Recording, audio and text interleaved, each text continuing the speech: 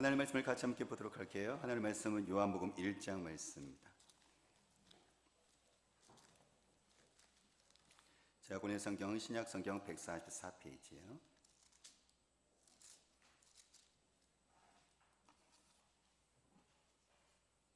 요한복음 1장 43절에서 51절까지 말씀을 우리 천천히 하나님의 말씀을 같이 함께요. 우리 같이 함께 43절에서 51절까지 마지막 절까지 우리 하나님의 말씀을 같이 함께 우리 읽도록 하겠습니다. 이튿날 예수께서 갈릴리로 나가려 하시다가 빌립을 만나 이르시되 나를 따르라 하시니 빌립은 안드레와 베드로와 한 동네 베세대 사람이라. 빌립이 나다나엘을 찾아 이르되 모세가 율법에 기록하였고 여러 선지자가 기록한 그 일을 우리가 만났으니 요셉의 아들 나사렛 예수니라. 나다나엘이 이르되 나사렛에서 무슨 선한 것이 날 수 있느냐? 빌립이 이르되 와서 보라 하니라. 예수께서 나다나엘이 자기에게 오는 것을 보시고 그를 가리켜 이르시되 보라, 이는 참으로 이스라엘 사람이라 그 속에 간사한 것이 없도다. 나다나엘이 이르되 어떻게 나를 아시나이까? 예수께서 대답하여 이르시되 빌립이 너를 부르기 전에 네가 무화과 나무 아래 있을 때에 보아노라. 나다나엘이 대답하되 라비여, 당신은 하나님의 아들이시요 당신은 이스라엘의 임금이로소이다. 예수께서 대답하여 이르시되 내가 너를 무화과 나무 아래에서 보았다므로 믿느냐? 이보다 더 큰 일을 보리라.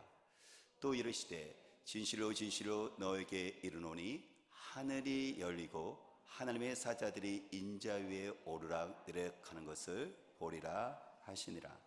아멘. 무화과 나무를 잠깐 보고 우리 말씀을 전하도록 할게요. 사진 띄워주시겠어요? 우리가 신안에나 또 영암직에도 무화과 나무가 있잖아요, 그죠? 물론 무화과 나무가 우리는 좀 작은 부분인데 성지에 가면은 길거리에 저렇게 무화과 나무가를 흔히 볼 수가 있어요. 우리가 있는 것보다도 더 크죠, 그죠? 저 무화과 나무에서 어떤 일이 벌어졌을까요? 예수님과 나다나엘이 만나는데 좀 의문이 들어요. 어떤 의문이냐면 지금 예수님과 나다나엘이 무화과 나무에서 만났는데 지금 예수님께서 하시는 말씀이 뭐냐면 네가 무화과 나무에 있는 것을 내가 보았다. 그랬더니 나다나엘이 뭐라고 이야기하느냐면 예수님은 하나님의 아들이시고 그리고 이스라엘의 왕이십니다. 아니, 상식적으로 생각해 볼까요? 처음 만난 사람인데 무화과 나무에 내가 있는 것을 네가 있는 것을 보았다고 했는데 도대체 저 무화과 나무가 어떤 능력이 있고 신비가 있기에 그 나다나엘이 예수님을 의심하고 나왔거든요. 하나님의 아들이라고 생각 안 했습니다. 이스라엘 왕으로 인정하지 않았어요. 친구가 가자니까 그냥 따라온 건데 근데 예수님께서 나다나엘에게 뭐라고 얘기했냐면 네가 무화과 있는 거 내가 너 보았거든 했더니 그거에 대한 반응으로 나다나엘이 뭐라고 이야기했냐면 당신은 하나님의 아들이시군요. 예수를 의심했던 그가 예수를 믿는 거예요. 그러면 저 무화과 나무가 신비한 능력이 있는 것일까요? 아니요, 그렇지 않다는 거예요. 저 무화과 나무는 여기 나다나엘에게는 정말 의미가 있고요. 나다나엘이 그렇게 고백을 할 수밖에 없는 현장인 거죠. 왜냐하면 나다나엘은 그곳에서 자기를 돌아봤거든요. 이스라엘 사람들 같은 경우는 제가 지금 방금 이렇게 무화과 나무를 보여줬지만요, 그들은 뜨겁잖아요. 날씨 뜨겁잖아요. 그러면은 그들은 그늘을 찾아가는데 길에 보면은 무화과 나무가 흔히 볼 수가 있어요.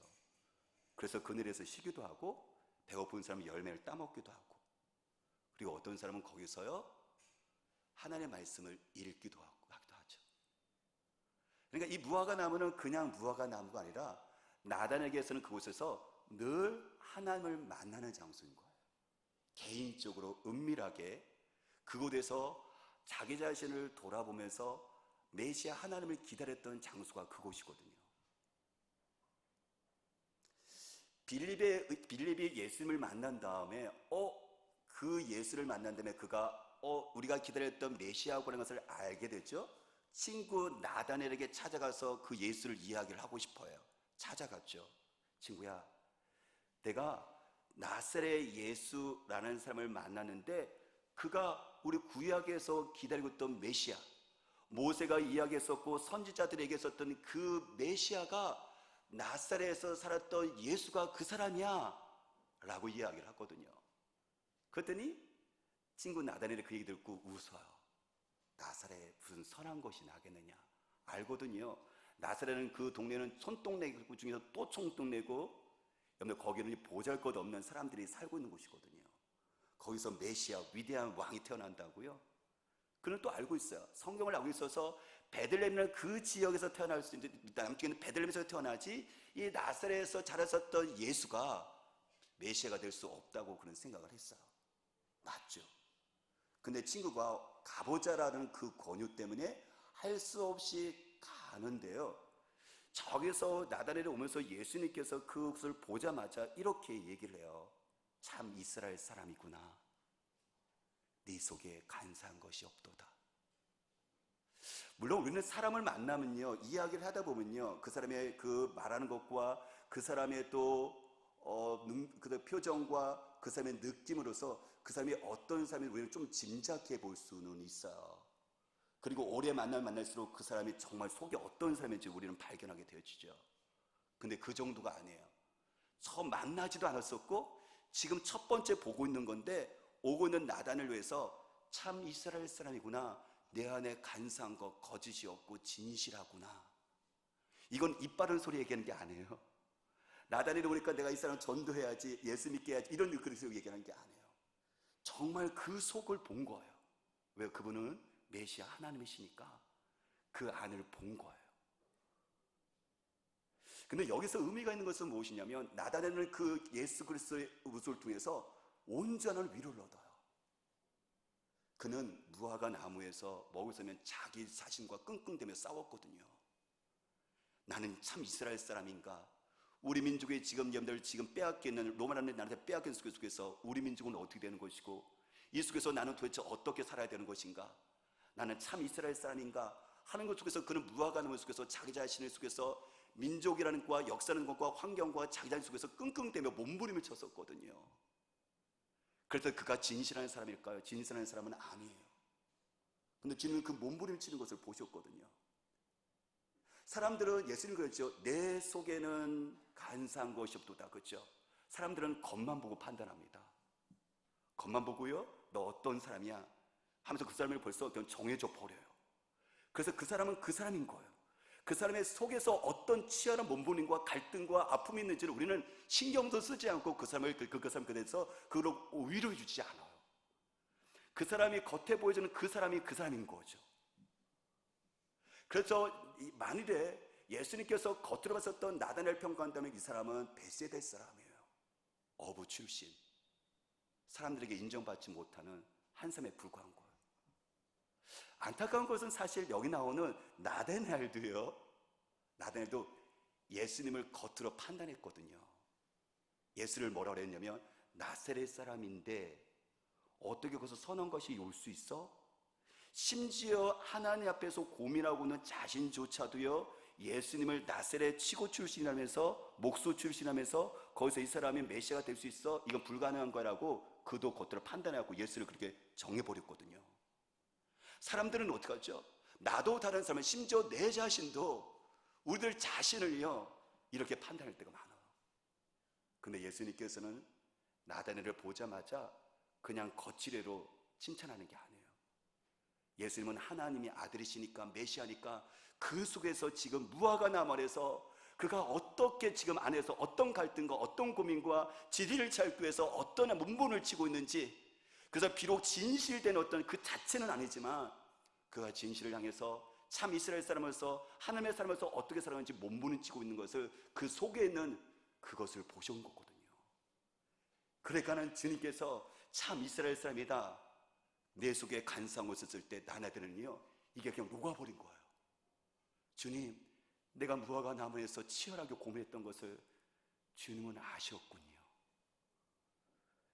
내가 하나님의 사람으로서, 목회자로서, 내가 또한 하나님의 또한 믿는 자로서 속에서 세상 가운데 속에서 치열하게 싸우는데 이것도 해서 만만치 않잖아요. 날마다 쓰러지잖아요. 내 욕망 갔을 때 끌려갈 때도 많잖아요. 하나님을 잊어버리고 때도 많잖아요.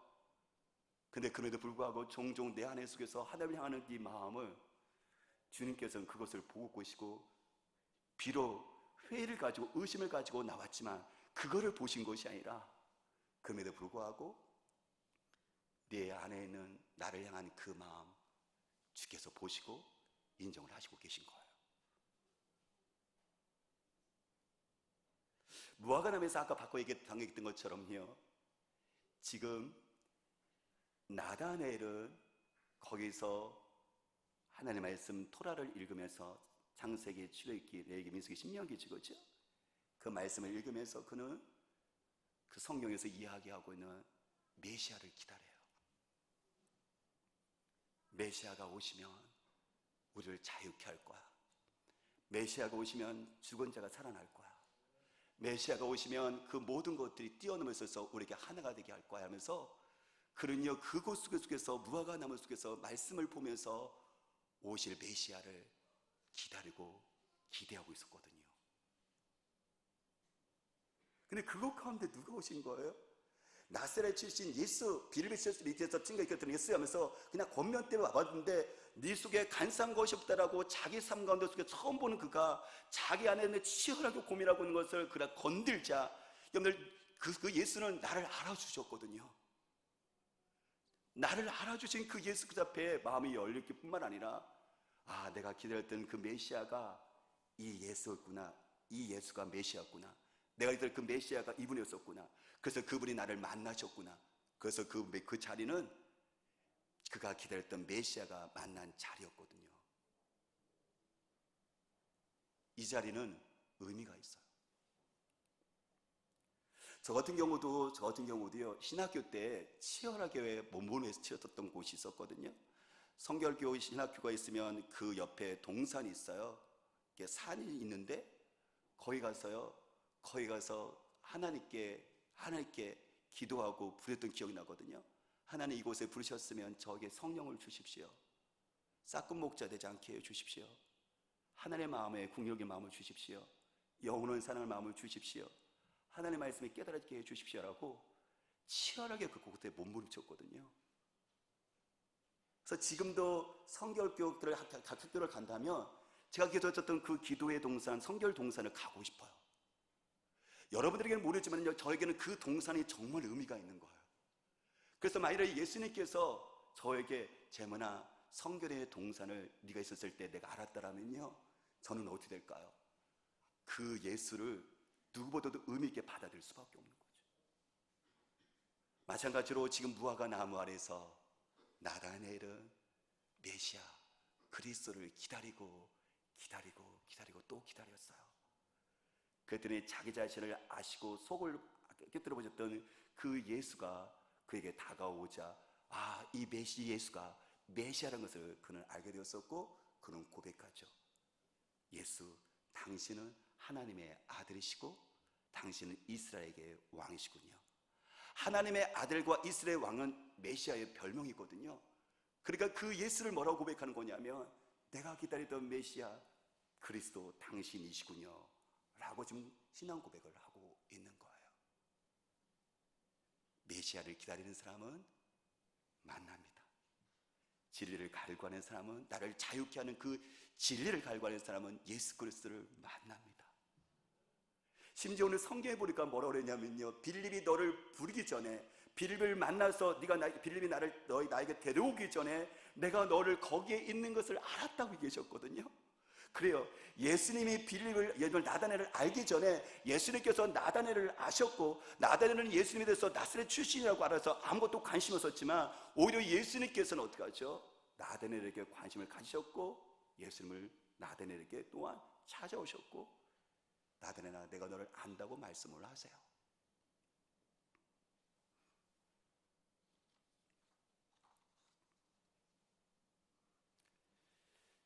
메시아 그리스도를 기다리던, 무화과나무에서 기다렸던 그 나다넬에게 주님께서는 찾아오셔서 그리고 만나주십니다. 그리고 나다나엘을 맞아주시고 품어주시고 그를 위로해 주시고 치료해 주시고 만져주시죠.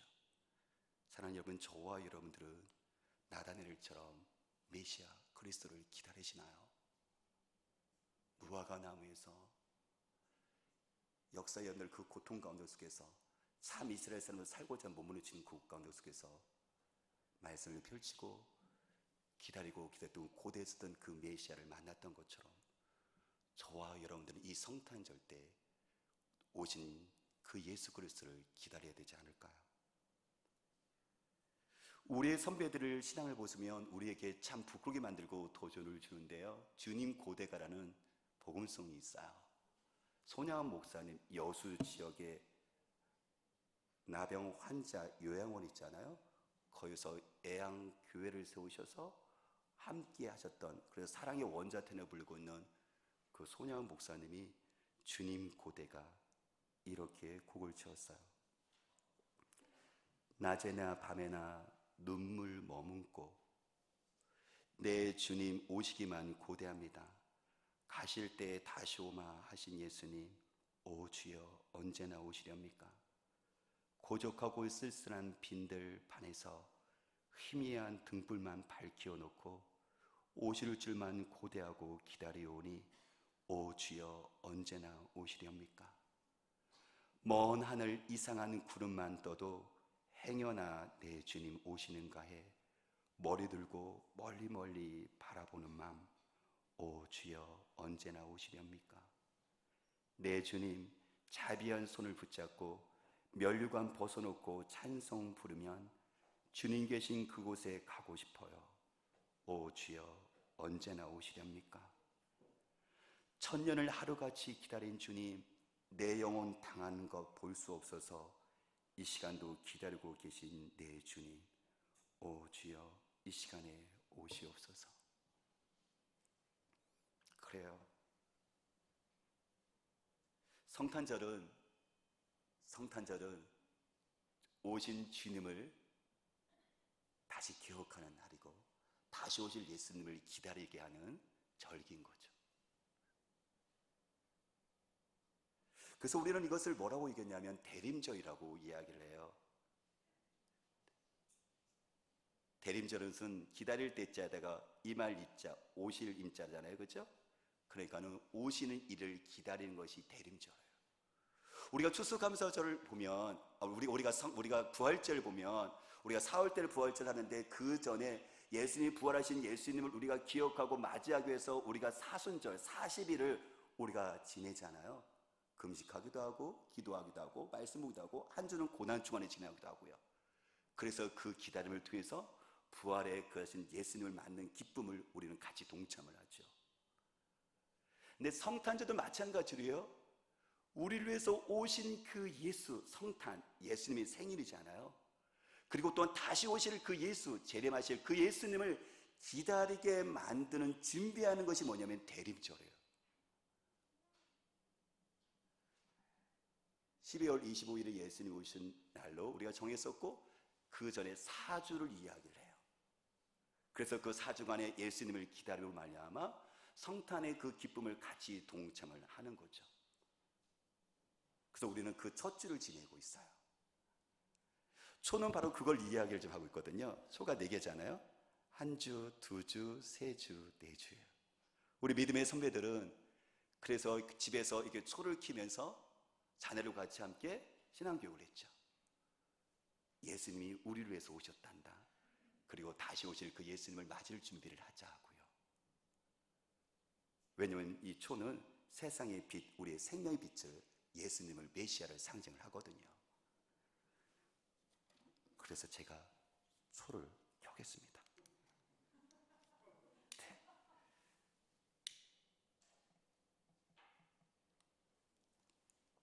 다음 주에는 몇 개가 켜질까요? 2개요. 그 다음 주는요? 3개요. 그러면 성탄절에는 이제 이게 흰, 그렇죠? 예수 그리스도를 상징하는 소가 켜질 거예요.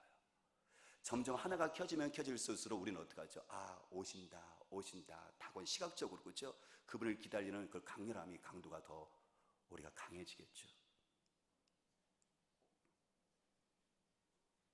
세례 요한, 하나님의 사람 세례 요한이 대림절이 있어요. 세례 요한은요, 예수님을 기다립니다. 메시아를 기다리는데요. 누가복음 3장 3절로 6절, 우리가 잠깐만 성경 한번 띄워주시겠어요? 누가복음 3장 3절에서 6절. 세례 요한의 대림절을 보면서 우리도 이 대림절을 준비했으면 좋겠는데요. 가졌으면 좋겠는데요. 3장 3절부터 6절 읽어볼게요.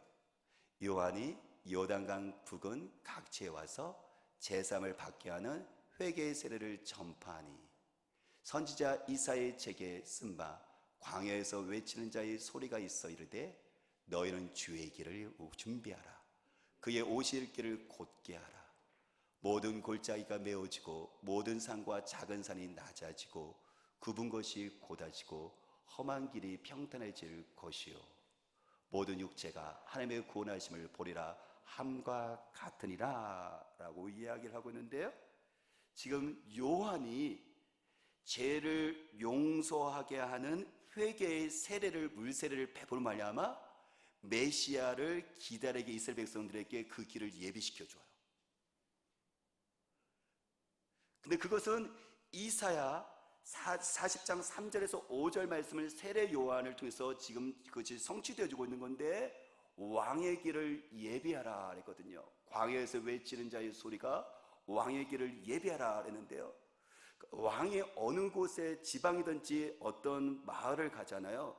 그러면은 미리 신하가 앞장을 서 가갖고요, 마을 사람과 지방 사람과 같이 함께 왕이 오실 길을 어떻게 하죠? 길을 수리하고 길을 바르게 하죠. 그러고 말미암아 그것을 준비했던 사람들은 왕의 영광을 같이 함께 동참하는 거예요. 이것을 누가 하고 있느냐면 세례 요한이 물로 세례를 줌으로 말미암아 오실 메시아를 준비하게, 이스라엘 백성이 준비하게 만들었어요. 마찬가지로 저와 여러분들은 어떻게 될까요? 오신 예수 그리스도 성탄, 그리고 앞으로 오실 왕이신 예수 그리스도를 우리도 세례 요한이 세례를 베풀어 말미암아 이스라엘 백성들에게 오실 예수 그리스도 왕이신 예수님을 준비하게 했던 것처럼 우리도 우리 자녀와 같이 함께, 그리고 모든 성도들이 같이 함께 오실 왕이신 예수 그리스도를 맞을 준비를 해야 되는 거죠. 그 사람에게 왕의 영광을 볼 수 있습니다. 여기서 보니까요, 모든 육체가 왕의 구원을 얻게 되어집니다. 그렇기 때문에 왕을 맞이할 준비를 하는 사람과 왕을 맞이할 준비하지 않은 사람과는 분명히 차이가 있을 수밖에 없어요. 성탄은 그대로 흘러간다고 역사적인 사건을 할지라도 이것이 단지 역사적 사건으로 그쳐지는 것이 아니라 오늘 나오는 여러분들, 여기 나오는 이사야 외친 것처럼 왕의 길을 예비하라, 그 길을 곧게 하라고 말한 것처럼 왕이 와서 왔었을 때 사람들이 길을 수리하잖아요. 왕을 준비하잖아요. 그 사람에는 왕을 맞는 기쁨이 있습니다. 마찬가지로 오실 왕 예수 그리스도를 우리가 마음의 대리인들을 통해서 준비한다면 왕의 영광을 보게 될 거예요. 오실 예수 그리스도를 통해서 그 기쁨에 동참한 것이 누구보다도 크게 우리에게 주어질 겁니다. 그렇다면 우리 교회의 대림절과 우리 가족의 대림절, 왕을 맞을 준비를 어떻게 해야 될까요? 먼저 우리 교회의 대림절을 한번 생각해 볼까요? 성탄절을 준비를 하죠. 전에는 성탄절, 성탄추리, 성탄절 발표 이렇게 하면 우리에게 기쁨과 그리고 우리에게 기대감을 만들었는데, 이 코로나 와중에 성탄절 발표회, 성탄절 추리하니까는 이거 고민하게 되어지더라고요. 여러분들은 어떠세요? 이걸 해도 되는 건지. 근데 저는 마음에 결정을 했어요. 성탄절 발표회와 성탄절 추리를 이럴 때수로 하자. 왜냐하면 예수님은 어떻게 하죠? 예수님은 빛이시니까 코로나 상황 속에서 우울하고 좌절하고 낙심하고 희망이 없는 우리들에게 빛이 되신 예수 그리스도를 오히려 우리가 준비함으로 말미암아, 그로 말미암아 우리에게 오히려 이 코로나 상황 속에서도 넉넉하게 이룰 수 있는 그 기쁨과 환희를 우리가 같이 함께 누려야 된다라고 생각이 들었어요. 물론 방역 수칙을 철저하게 지키면서 말이죠. 저는 그래서 여러분들이 부탁드리고 싶은 것은 여러분들이 월요일서부터 주일까지 교회에 들어올 때 조금 불편한 것들 할지라도 저는 여러분들 저것도 손에다가 저 안에다 방명록도 꼭 쓰시고요. 열치고 꼭 하시고요. 그리고 여러분들 마스크는 갈 때까지 꼭 쓰셨으면 좋겠어요. 하지만 방금 얘기했던 것처럼 성탄절의 그 의미와 기쁨을 같이 누리기를 원합니다. 저는 그렇게 위해서 여러분들에게 우리가 성탄절과 발표와 추리를 하는데요, 발표할 때 저는 여러분들에게 한 가지 부탁하고 싶은 것은 성탄절 자체 발표가 중요한 것이 아니라 바로 그것은 예수 그리스도라는 것을 항상 기억을 해야 된다는 거죠. 생일날 누가 주인공이죠? 예, 생일 맞은 사람이 주인공인 거예요. 만일에 제 생일인데 성민이하고 저희 집사람이요 나가서 아빠 오늘 생일이다? 그래서 우리끼리 나가서 그럼 맛있는 거 먹고 와요. 그러면 여러분들 저는 어떻게 되는 건가요? 그죠? 제가 주인공이라고요. 저를 기쁘게 하라고요. 그래서 같이 주인공과 같이 기뻐하면서 같이 함께 그 기쁨이 퍼져나가는 것이지, 성탄절 하면요 우리는요 정말 신나요. 특히 학생들과 청년들 너무 좋죠. 우리끼리 모여서 공식적으로 엄마 아빠한테 공부 안 하고 학원 안 가고 정말 교회 마음껏 와서, 그리고 교회만 온 것이 아니라 내가 지는 PC방도 언제든지 갈 수 있는, 이것이 허락되어지는 12월이요 어서 오라, 얼마나 좋겠어요. 근데 저는 학생들과 청년뿐만 아니라 어른들에게 부탁하고 싶은 것은 뭐냐면, 성탄절 거룩한 탄생이잖아요. 주인공 나와 우리가 아니에요. 생일의 주인공은 예수예요. 예수님이어야 돼요. 그럼 예수님께서 왜 오신 거예요? 하나님과 우리 사이에 평화하게 만들기 위해서, 우리와 우리 사이에 어떻게 하죠? 화목하게 해서 오신 거잖아요. 그런데 만일에 우리가 청년이든 학생이든 심지어 어리든 성탄절을 준비하거나 했을 때 서로 싸운다면 차라리 안 하는 게 나아요. 왜 그렇죠? 성탄절에 오신 예수님을 진정으로 축하하는 것은 예수님 우리를 평안하게 만들기 위해서, 우리를 하나 되기 위해서 만들었는데, 그 예수를 위한다고 우리는 어떡하죠? 서로 배려하지 못하고 이해하지 못하고 내 것 챙기고 서로를 위해서 갈등하고 그것으로 힘들어한다면, 여러분 예수님의 진정으로 예수님의 그 생일 축하는 예수님의 의도와 오신 목적을 이해하시는 걸까요? 아니라는 거예요. 성탄절 오신 예수 그리스도를 우리가 축하해야 돼요. 그런데 그것을 통해서 우리가 가는 과정 속에서 우리가 서로 내려놓고 이해하고 배려하고 안아주고 같이 울어주고 기뻐해주고 한 사람에도 소외되지 않고 배제되지 않도록 정말 세심하게요. 예수님이 아까 나다나엘에게 그 속마음까지 알아서 겉으로 판다는 것이 아니라 그의 몸부림을 알았던 것처럼, 우리도 비록 예수는 안 했지만 예수를 축하하는, 또 우리 안에 예수의 영이신 성령께서 있는 우리가 한 사람 한 사람들을 잘 챙겼으면 좋겠어요. 이렇게 과정 속에서 말이죠. 너도 같이 하자, 너도 같이 하자, 너도 같이 하자. 어른도 같이 하고 아이들도 같이 하고 주변 사람들을 같이 하면서, 그러면 성탄절 맞은 예수 그리스도가 얼마나 기쁠까요? 이게 성탄절의 의미와 기쁨인 거예요.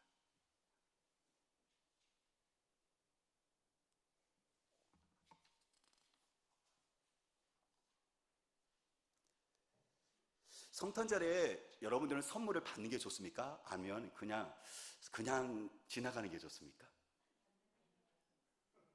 네네네네. 제가 김희실 권사님 말씀하셨기 때문에 김희실 권사님만 제가 챙겨드릴게요. 네네네. 네. 당연하죠.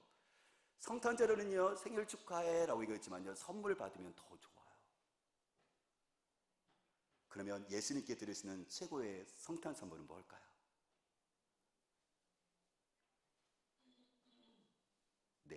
내 자신이 뿐만 아니라 다른 사람들, 예수님의 그 메시아를 알지 못하고 삶 가운데 묶여있고 죄 가운데 있고 허무 가운데 고통 가운데 있는 그 사람들에게 진정한 자유를 주는 진리가 되시는 예수 그리스도의 그를 선물로 드리는 것, 초청하는 것이 최고의 선물이에요.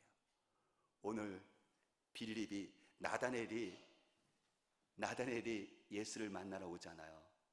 근데 그 나다나엘을 그는 의심했어요. 그리고 반문했어요. 오고 싶지도 않았어요. 나사렛 출신, 선입견이 있었어요. 그런데 친구의 간곡한 권면 때문에요, 와서 보라, 나하고 같이 가보자는 권면 때문에, 친구 때문에 초청해갖고 예수를 만나거든요. 그 인생 가운데 하나님께서 큰일을 행하신 것들을 또 보게 되거든요.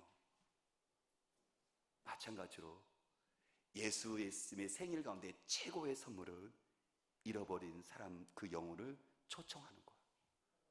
비록 우리가 코로나19 상황을 할지라도 우리가 기도하는 가운데 속에서 우리가 최대한 방역을 지키면서, 그럼에도 불구하고 이것이 우리가 핑계가 되면 안 되는 것이고, 그럼에도 불구하고 여전히 하나님께서는 그 영혼을 찾고 계시다는 사실을 알아서 가깝게는 우리 가족과 친구들과 주변 사람들에게 기도하는 것 속에서 나에게 있어서 최고의 선물이었던 예수님 것처럼 나의 친구들에게도 부모에게더라도 최고의 선물 예수님을 드리는 것, 그 인생과도 최고의 선물이 될 거예요. 나단의 빌립은 알았어요. 자기가 예수를 만나잖아요. 그러자 우리가 기다렸던 그 예수가 메시아라는 것을 그를 알자, 그가 그를 자유케 하자, 그 기쁨을 가지고 친구를 찾아가잖아요. 여러분, 친구에게 진정한 우정은 뭐냐면 우리 학생들도 저기 있는데요, 여러분들 친구들 따라서 여러분들 화장실까지 가잖아요. 여러분들 진정한 친구를 우정은 화장실도 따라가지만 화장실 가서 지켜주는 그 친구를, 성탄절에 사랑하는 친구를 예수님께 초청하는 거예요. 그래서 우리는 성사초를 하잖아요. 성탄절에 사랑하는 사람 초청할게요. 물론 이 사람은 나다나엘은 반감을 샀어요. 그리고 의문을 품었어요. 나사렛에 무슨 것이 나올 수 있겠느냐고요. 오늘 세상적 기준으로 말하면 맞거든요. 아까 말한 것처럼 나사렛이라는 동네는 정말 촌동네 중에서 시골이기 때문에 거기서 뭔가 좋은 거 메시아가 나올 수 있는 가능성은 전혀 없어요. 세상 기준으로 정말 맞아요. 그리고 우리가 친구들을 초청하고 주변 사람들을 초청하면 사람들은 우리에게 이야기하죠. 이런 이유로 저런 이유로 분명히 맞아요. 그 때문에 그것을 우리가 논리적으로 설득하는 것이 아니라 우리가 하는 건 뭐냐면 정말 친구를 사랑하는 그 마음으로 어떤 거냐면 와서 보세요. 이게 최대의 전도법이에요. 거기서 설득하는 작업이 아니라 나와 같이 함께 와서 예수님을 한번 예배 드렸으면 좋겠어요 하고 초청하는 것이 최고의 전도법이라는 거죠.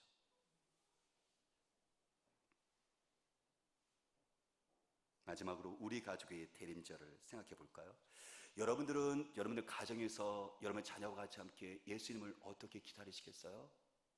저는 좀 창피한데요, 제가 목회자가 됐었고 이것을 준비하지 않았다면 저도 아마 그냥 지나갔을 것 같아요. 그리고 여러분들 성탄절 속에서 우리 교회에서도 예수를 기다리자라는 어떤 그 마음을 전달하지 못했을 것 같아요. 근데 제가 다시 한번 이제 연말을 생각을 하면서 더 솔직하게 말하자면 월요일날 북부 극동 방송에서 신동희 PD님하고 같이 함께 주님의 숲이라고 기도해야 되는 것을 계속 진행하거든요. 근데 신동희 PD, 제가 보통 정하는데 신동희 PD님이 저한테 얘기하시더라고요. 목사님, 성탄절을 두고 있으니까는 대림절에 관한 기도 이 부분을 준비하시면 어떨까요? 이렇게 하더라고요. 사실요, 그 얘기 듣기 전까지는 저는 그거에 대해서 그 중요성을 별로 인식하지 못했거든요. 이 대림절 절기가 우리 선배들과 우리 교회와 우리 가족들에게 얼마나 중요한 것인지를 저는 인식하지 못했거든요. 그래서 방송을 준비하다 보니까 이게 엄청 중요한 거구나. 성탄절을 그냥 지나가는 것이 아니라 정말 나다나엘이 무화과나무에서 기다리고 기다렸던 그 예수 그리스도를 만났던 것처럼, 그래 대림절에 오실 예수님을 우리가 기대하고 기다리면 우리를 만나 주신다. 그것뿐만 아니라 더 큰 일을 우리에게 행하시고 구원을 보게 하시고 하늘이 열려진다. 사랑하는 마찬가지로 우리가 부모로서 우리 자녀들에게, 정말 우리 아이들은 그냥 지나가잖아요. 그럼 우리 자녀들에게 어떻게 할까요? 저는 한 가지 여러분들 적용할 수 있는 것을, 실천할 수 있는 것을 말씀드리고 싶은데요, 그거는요, 나다나엘의 무화과 나무에서 그가 아까 모세의 오경을 읽었고 그가 거기서 기도하면서 기다렸다고 했잖아요. 그런 것처럼 우리 오늘서부터요 24일까지 저녁 때 시간을 자녀와 같이 함께 약속을 하는 거야. 먼저 대림절이라는 것을 의미를 이야기해 주고요, 예수님을 기다리는 거야. 성탄절에 예수님께서 오셨고 예수님이 다시 오실 것인데 그 예수님을 우리가 기다렸으면 좋겠다. 아니, 예수님이 우리를 먼저 기다리고 계시고 예수님이 먼저 우리에게 그렇게 맞아주기를 원하시거든. 그러니까 예수님의 그 생일날 우리만 기뻐하지 말고 그 예수님을 정말 기쁘게 예수를 맞이했으면 좋겠어, 예수님께 생일 축하했으면 좋겠어 하면서 저녁 때 자녀와 같이 함께, 그때는 스마트폰도 TV도 끄는 거죠. 그리고 시간을 정해서 10분이든 15분이든 20분이든 아이들에게 초를 켜고요. 초는 아까 뭘 얘기한다 그랬죠? 생명의 빛이고 세상의 빛이 되신 예수님을 얘기하거든요. 우리 가정에 예수님께서 이렇게 빛을 비춰주셔. 너희 가운데 근심과 걱정을 속에서 예수님께서 이 빛을 오셔서 걱정, 근심을 우리에게 그것을 없애주셔. 그분께 그렇게 하면서 아이들과 같이 함께 복음서를 읽는 거죠. 저는 우리 가족이 어려서부터 저는 마태복음 읽을 생각하고 있거든요. 그래서 저는 오실 예수 그리스도를 저도 저희 아내도 그리고 제 아들 성민이도 같이 함께 그 예수 그리스도를 기다리는 그 준비를 하려고 합니다. 그러면 그 예수님이 얼른 오셨으면 좋겠어요. 그 예수님에 대한 시선을 고정시켜서 우리 가족 가운데 하나님의 구원의 영광이 비춰진 것들을 경험할 것을 기대합니다.